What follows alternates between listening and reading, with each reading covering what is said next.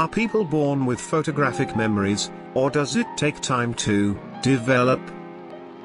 Welcome back to Bobbville, good folks. We got a really useful one for you today.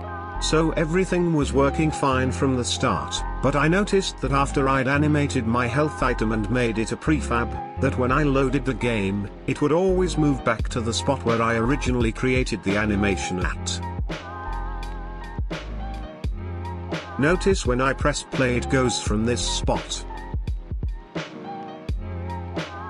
to over here.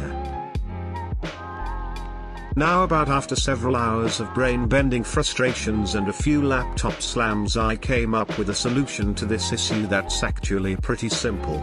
We'll go back to the health items inspector and scroll to the animation tab. Here we can simply check the apply root motion tag and press play again.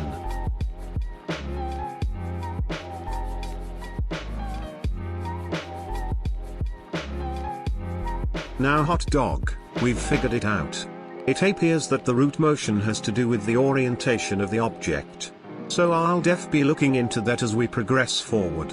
I hope this video helps, especially for our beginners out there. Stay tuned for more, we got some heat coming out soon. Until next time, peace.